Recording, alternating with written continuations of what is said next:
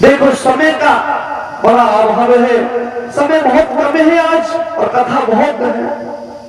आप निकल करके नहीं आओगे तो कथा किसको सुनाए, पांडाल को सुनाए। तो मेरा यही कहना, अपने काम काज को विराम देते हुए शीघ्र ही पहुंचे। तो आज जरासंध कृष्ण में युद्ध हुआ, उनका नाम रण छोड़ पड़ा। तो अब श्रीमद् भागवत में प्रवेश करते हैं। जैसे ही कंस मारे गए तो आज कन्हैया ने अपने उग्र से नानी वासुदेव, अपने माता पिता वासुदेव देव की जेल से बाहर किए। जब वासुदेव और देवकी की शादी हुई, उसी दिन से बेचारे जेल में ही बंद पड़े थे। आज अपने माता पिता और नाना नानी सब जेल से बाहर किए। और आज जब ब्रज से परसों की कह करके आए थे, परसों वर्षों में बीत गए। एक दिन क्या हुआ, सुखदेव जी कहने लगे, हे राजा परीक्षित,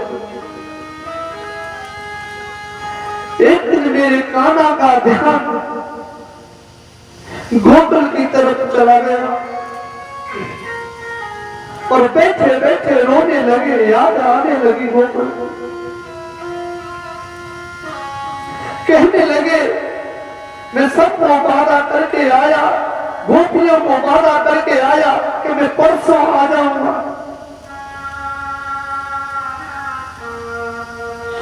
आज परसों तो परसों में बीत गई।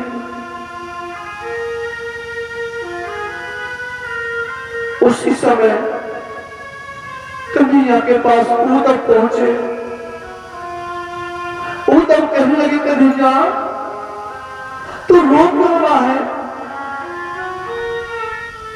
कन्हैया कहने लगे, भैया उद्धव, आज मुझे जसोदा मां की याद आ गई, क्योंकि मैं परसों की कह करके आया था, आज वर्षों बीत गए। क्योंकि जसोदा मां मुझे अपने हाथों से ताजा माखन लकार करके खिलाती थी। आज मुझे वही याद आ रहा। भैया उद्धव, जाकर के मेरा यही कहना है, गोपियों की बाल वालों की, मेरी जसोदा मां की, जाकर के और मेरी खबर दे देना, जाकर के कहेंगे ठीक है। सभी ब्रजवासियों का हाल लेकर के और मुझे आके बताना उधर। सुखदेव जी कहने लगे, हे राजा परीक्षित, कन्हैया ने उद्धव को तैयार किया, अपना मुकुट लगाया, अपना पीतांबर दिया और अपना रथ पर बैठा करके आज मथुरा की तरफ से जब गोकुल की तरफ, वृंदावन की तरफ मेरा उद्धव चल दिया। और उद्धव कहने लगे, कन्हैया मैं आज उन ब्रजवासियों को इतना समझा करके आऊंगा, ज्ञान दे करके आऊंगा, वो सब समझ जाएंगे। तो सुखदेव जी कहने लगे, राजा परीक्षित, तो कन्हैया कहने लगे, भैया उद्धव, जितना आपको ज्ञान है ना, जितना आपका ज्ञान है सब अज्ञान में बदल जाएगा। वो ज्ञानियों की जरूरत नहीं है भैया, वो ज्ञानियों की जरूरत मां तो सिर्फ एक प्रेम की जरूरत है। प्रेम तुम कह रहे हो कि मैं परसों मैं 3 दिन के बाद कन्हैया उन बाल बालों को गोपियों को मां यशोदा को समझा करके आ जाऊंगा। तो मैं कह रहा हूं उधर तुम गोकुल की तरफ पहुंच जाओगे तो सब कुछ भूल जाओ।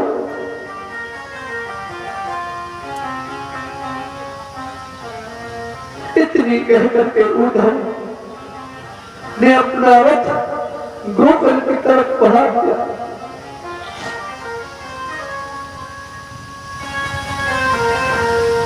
जैसे ही गोकुल की तरफ रथ बढ़ा दिया,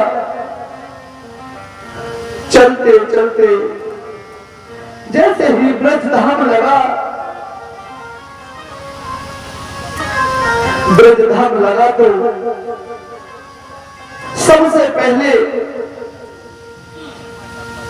ब्रज में जैसे ही उद्धव ने प्रवेश किया, जो मेरे कन्हैया ने पटका जो पीता पर दिया था वो कांटों में उलझ गया।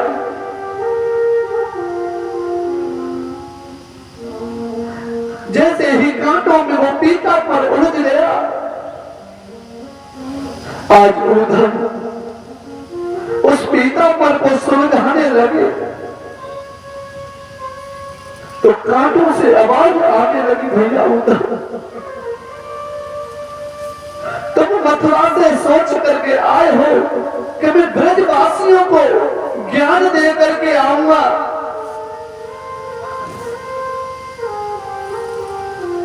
जैसे ही पीतांबर सुलझाया तो उद्धव का पीतांबर फट गया।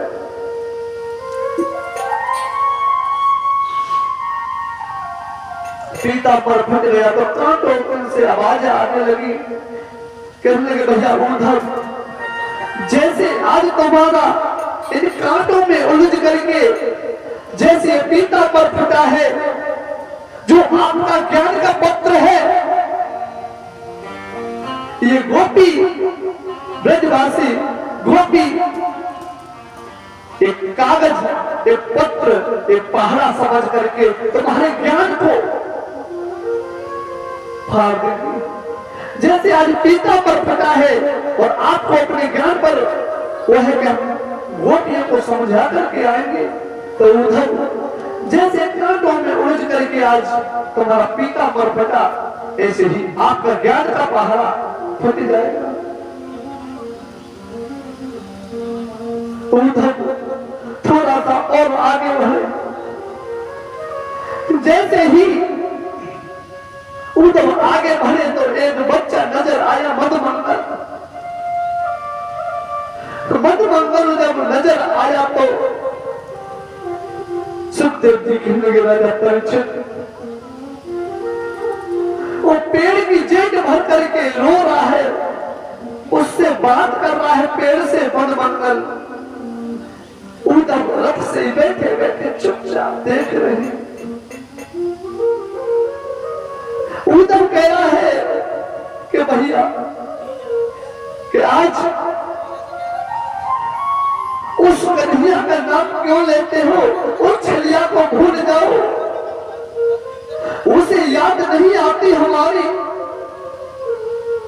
किसी गोपी की याद नहीं आती, किसी ग्वाला की याद नहीं आती। 9 लाख गाय आज रो रही है, बछड़ा रो रहे, 9 लाख गाय के आंखों से अश्रु बह रहे हैं। और आज यशोदा माता को इतना बुरा हाल हो रहा है, उसे यही नहीं पता कि हमारा कन्हैया मथुरा पहुंच गया। तो रोजाना उस पालने में छोटा देती है, पालने में झुलाती है कन्हैया। कन्हैया तो ठीक है, लेकिन कन्हैया माखन खा ले। कन्हैया की याद में इतनी पागल हो गई यशोदा। उसी दिन से मेरा कन्हैया गोकुल को छोड़ करके गया, उसी दिन से खाना पीना कुछ नहीं बना गोकुल में। सभी ब्रजवासी पेड़ पौधे पक्षी सभी पिलक पिलक के रोगे।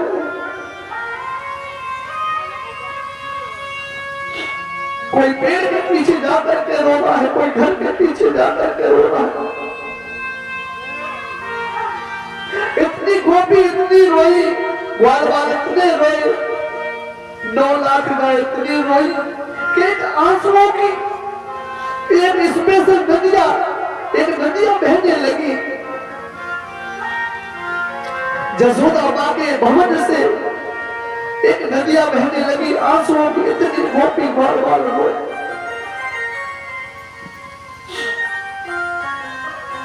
तो बंद मंगल से उद्धव ने कहा, भैया हमको जसोदा मां के भवन में जाना है। तो बंद मंगल बोले, भैया आप कहां से आए हो हमको बता। जब उद्धव ने कहा, भैया मैं मथुरा से चल करके आया हूं और कन्हैया की सुध लेकर के खबर देने के लिए आया हूं, जसोदा मैया की खबर लेने के लिए आया थी। बंद मंगल में जैसे ही कन्हैया का नाम सुना, कहने लगे, भैया उद्धव आज तुम खबर लेने के लिए, क्या उसको नेकड़ी याद नहीं आई? आज तुम कहते हैं खबर लेने के लिए, क्या उनको नेकड़ी कन्हैया को नेकड़ी हमारी याद नहीं आई? या तो हमारी गोपियों का ग्वाल वालों का 9 लाख गांव तक का बुरा हाल हो गया। क्या मथुरा के राजपाट के चक्कर में वो हमको भूल गया?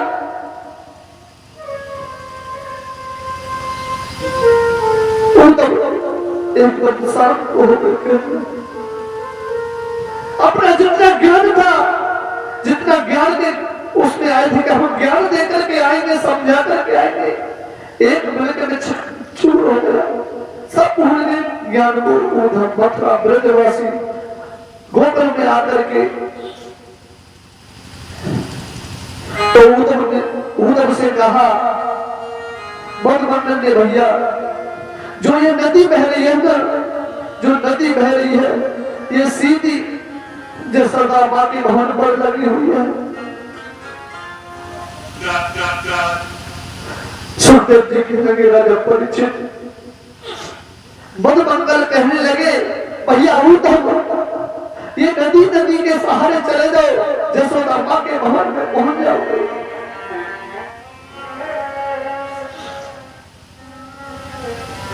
जब बंद मंगल की बातें सुन करके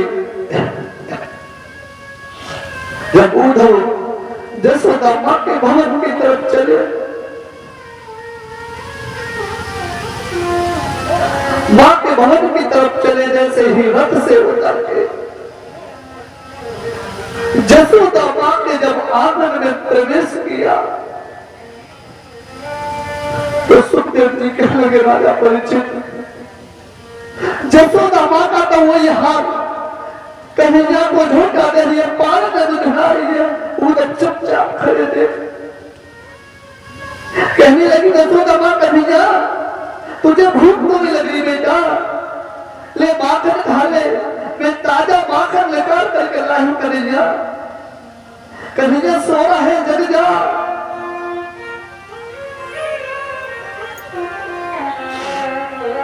उधर सोचने लगे, कन्हैया सच कह रहा था, जसोदा मां का तो वो हाल हो रहा है, यही भूल गई जसोदा मां कन्हैया को मथुरा गया है कि यहाँ पर है, अपने सुध मन भूल गई। जसोदा मां रो रो करके अपनी आंखें नजर कम हो गई। जब उद्धव खड़े कहने लगे, भैया एकदम जसोदा चुप गई, कहने लगे, आज ये आवाज कदम से आई। कहने लगे, उद्धव मैं उधम हूँ, मथुरा से चल करके आया हूँ। जैसे ही जसोदा माँ ने सुना कि मैं मथुरा से चल करके आया हूँ, उधम हूँ, जसोदा माँ कहने लगी, क्या उधम तुम अकेले आए हो? क्या तुम अकेले आए हो? मेरे कन्हैया को लेकर के नहीं है? उधम कहने लगे, भैया मैं अकेला आया हूँ, कन्हैया अभी सेवा में मथुरा में लगे हुए हैं।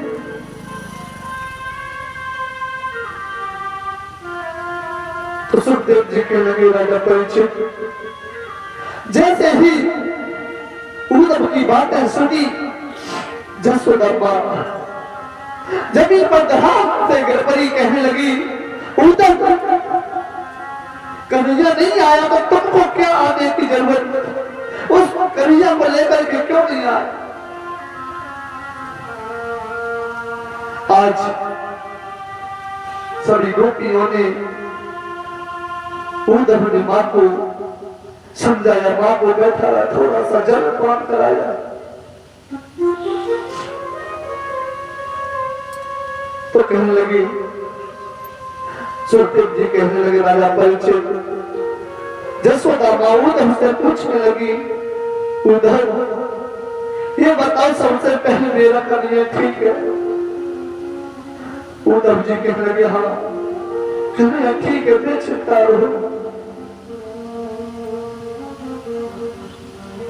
और कन्हैया ने बोला है, हम आएंगे, थोड़ा बहुत समय लगेगा, हम जरूर पहुंचेंगे। तो वो दीवार वाल जसोदा मां कहने लगी, वो तो परसों की कह करके गया, अभी तक नहीं लौटा, हमको नहीं लगता वो लौट करके आएगा।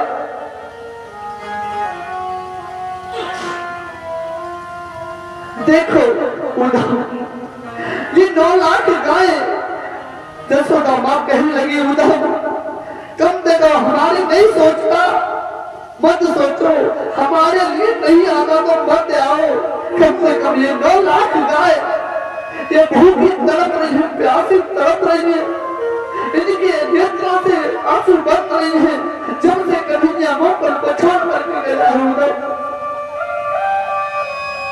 कम से कम ये गायों की तरफ तो देख लेता कन्हैया, ये बछड़ा तड़प रहे हैं। जब कन्हैया मोकल को छोड़ करके गए थे, जब 9 लाख गाय दूध देती थी, जब 9 लाख गाय दूध देती थी, तो आज 9 गाय दूध देती है बस।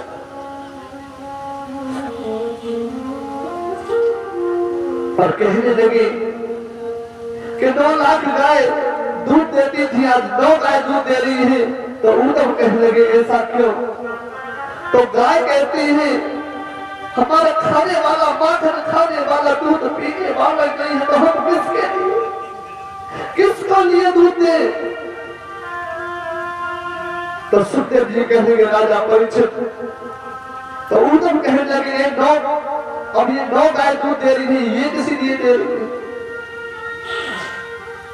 तो जसोदा मां कहने लगी, उद्धव ये इसीलिए दूध दे रही है 9 गाय, जब कब हमारा कन्हैया आ जाए, मथुरा से गोकुल, जब कवर काना आ जाए, फिर हम दूध कहां से लेकर के आएंगे, माखन कहां से खिलाएंगे कन्हैया को? इसीलिए 9 गाय दूध दे रही है।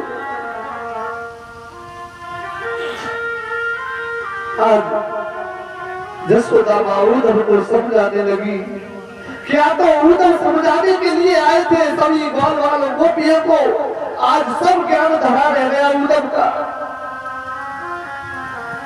अब तो यही नहीं बनता उद्धव से कि हम क्या जवाब दें, क्या प्रश्न करें, क्या उत्तर दें, सब ज्ञान को भूल गए। और कह के आए कन्हैया से 3 दिन में हम लौट करके आ जाएंगे मथुरा से, मथुरा में। और आज 6 महीने हो गए, उद्धव को यही नहीं पता कि हमको ब्रज में कितने दिन हो गए, गोकुल में कितने दिन हो गए। तो कन्हैया ने कन्हैया ने अपना लीला अपने माया के योग से स्वयं कन्हैया जब मथुरा से गोकुल में पहुंचे और अपनी छवि को जसोदा मां के सामने जाकर के कहने लगे, जसोदा मां मुझे माखन खिला दो, माखन।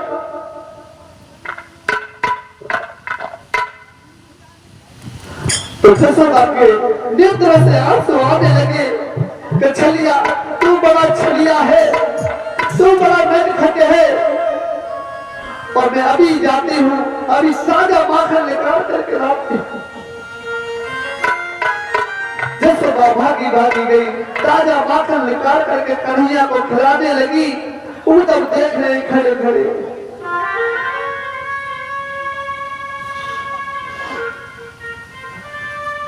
तो सुखदेव जी कहने लगे, राजा परीक्षित उधर खड़े खड़े देख रहे तो कहने ही करिए, हम तो तेरे को मथुरा में छोड़ करके आए हैं, तू तो यहाँ माखन खा रहा है मांग करके जसोदा मां से। तू बोला कह कन्हैया,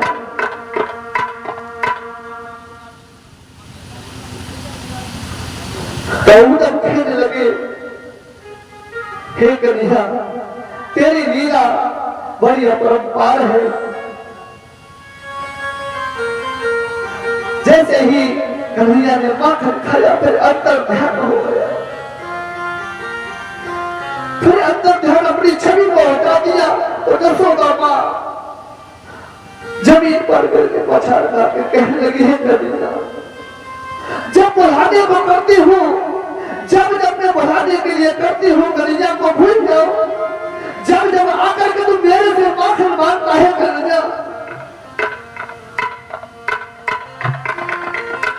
तुम तो कहने लगे, भैया हमारा तो कहने दी मां ले कन्हैया माखन खा ले, और अब अचानक से ये कह रही कन्हैया मैं बुढ़ाने के लिए करती हूँ, जब भी तू छवि बसा लेता है। तो सुखदेव जी कहने लगे, राजन जसोदा मां कहने लगी, उधर आता है मैं जब बुढ़ाने के लिए करती हूँ, जब अपनी छवि बसा करके कृष्ण दिया और कहने लगता है, मां मुझे माखन खिला दो, मैं मथुरा में भूखा रहता हूँ। हे मां तेरे हाथों से माखन खाने का मन करता है। मां एक मां तो माई होती है, कहीं पर भोजन कर लेना, कहीं भोजन पा लेना, जो मां के हाथ का भोजन है वो किसी के हाथ का नहीं। एक मां एक बार को पिता भूल जाएगा बेटे को, और एक मां बेटे से गलती हो जाएगी तो मां छिपाने की कोशिश करेगी कि पिता को पता न चले। आज जसोदा मां रोने लगी, कहने लगी, कन्हैया जब मैं बुलाने के लिए करती हूँ, जब भी तू छवि बता करके माखन मांगने लगता है कन्हैया।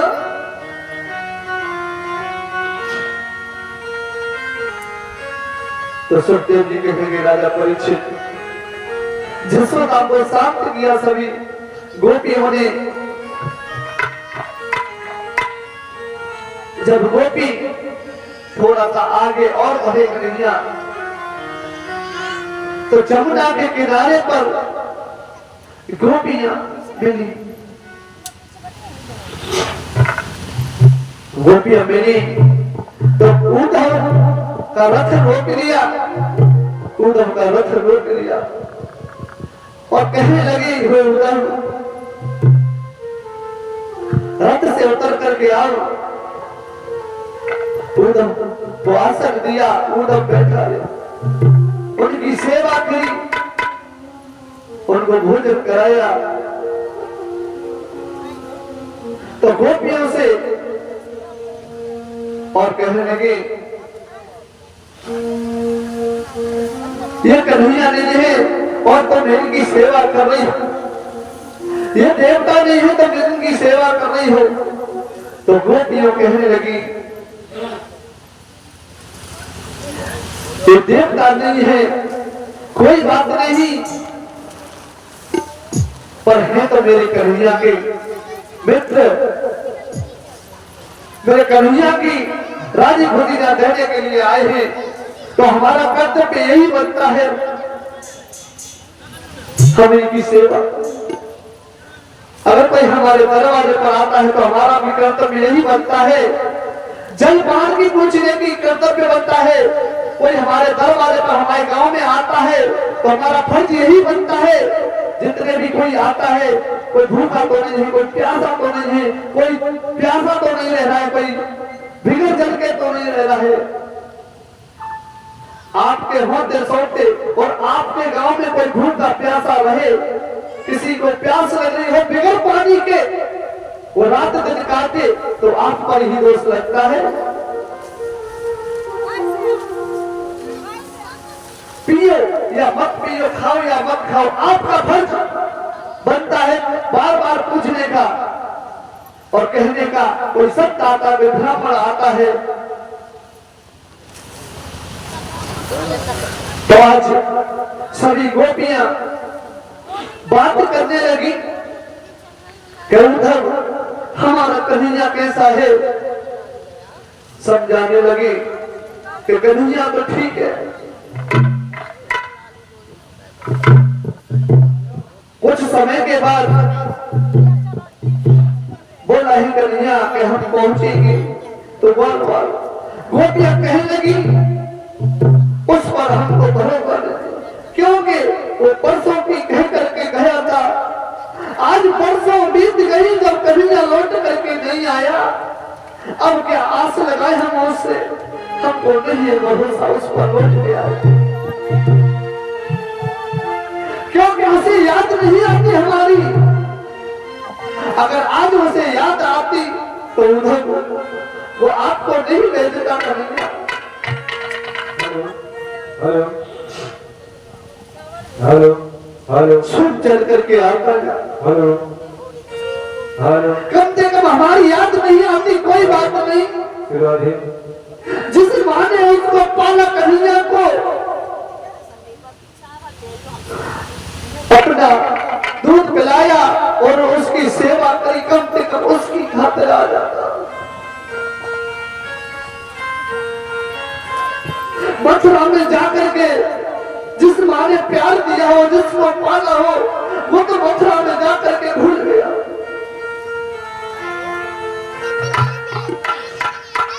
उसी याद कम से कम माँ की खातिर नहीं तो ये 9 लाख गाय तड़प रही है, रो रही है, बछड़ा रो रहे हैं। जब से गोकुल से कन्हैया गया, जब से चारा नहीं खाया, कब से कम उनकी खातिर।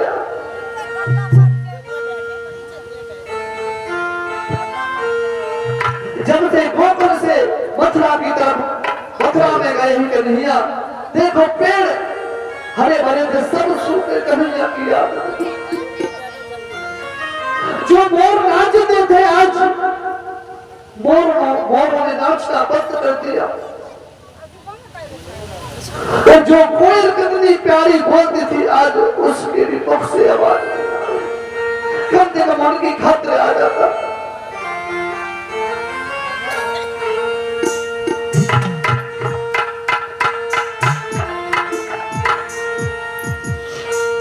पाती पढ़ के राधा जी के बरसे ऐसे नैन की मानो, यमुना में बाढ़ आ गई।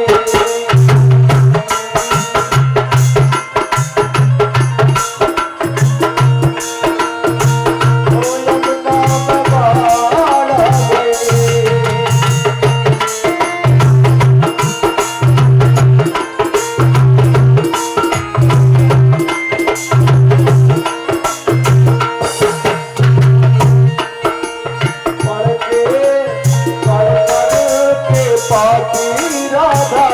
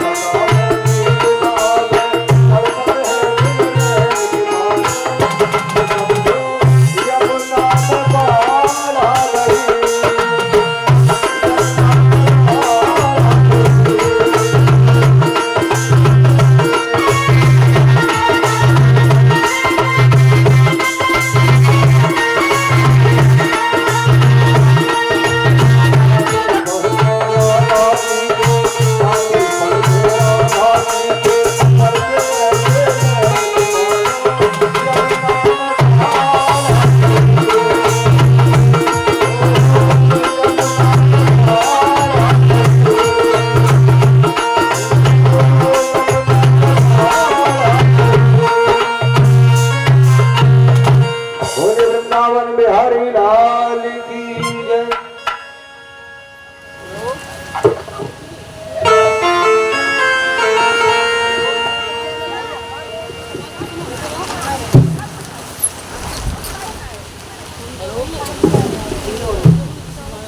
श्री राधे।